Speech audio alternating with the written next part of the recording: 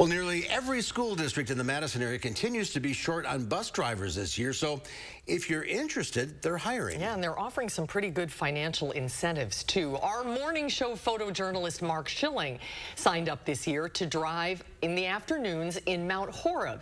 And he joined us earlier today to share what it takes to become a school bus driver.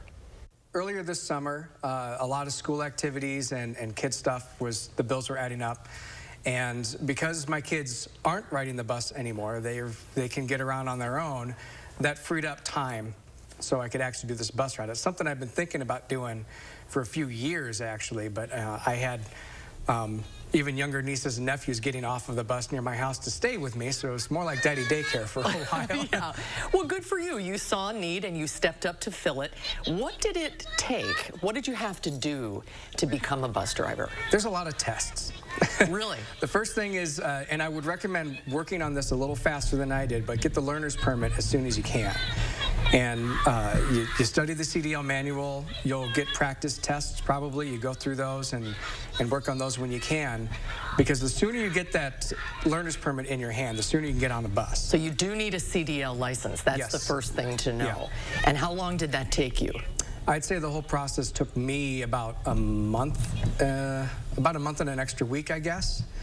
Which is why I say, like, get that learner's permit, even sooner. Okay. But after I got the permit, it was maybe 2 weeks of driving around and learning, memorizing these routines about, what to do when you're at the railroad tracks and especially the drop-offs and all of the safety procedures that you have to go through and list for list. And then there's some driving tests, a cone course that you have to do, mostly backing up a big bus, and then just getting around town safely. And, it really is like a huge car, and you have to just be mindful of, some extra turn radius things and the big tail on the back of the bus. What was it like for you when you did your first route?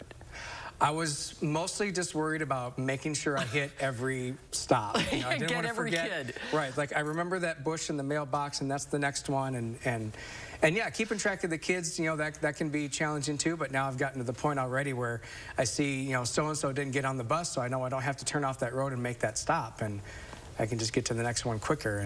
And you kind of get the feel for that. But when in doubt, just make the stop.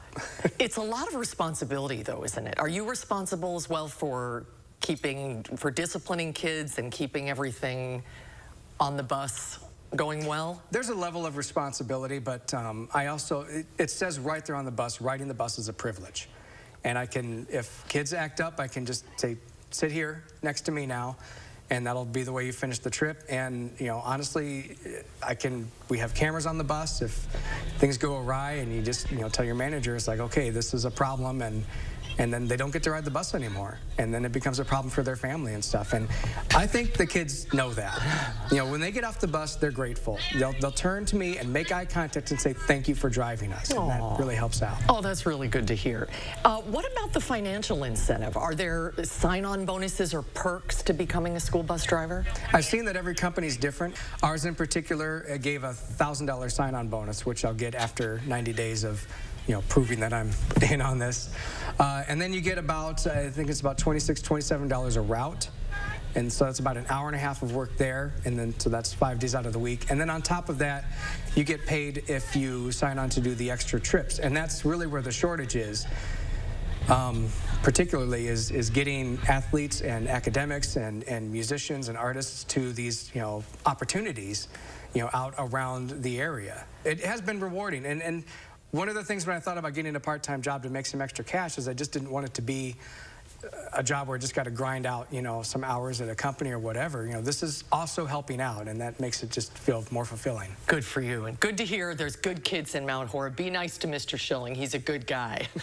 Congratulations, Mark, and thanks for staying a little bit late and talking to us about it. It's a great opportunity, and they're still hiring now all across the area. Yep. All right, drive safe. Thank you. Thank you. You're welcome. Bye-bye. Bye now. Have a great, awesome day. Thanks. Good for him. I know. He has 3 kids in the Mount Horeb School District. So it's used to being around kids. Right, yeah, I guess you have to have that, that muscle to be able to be around kids. But there really is some good money that you can make, like Mark said, with those extra trips. I'm so intimidated by the size of the bus, but Mark said it's not that bad. It's really not that bad. That's a big car. Yeah, right. Really big car. Really big.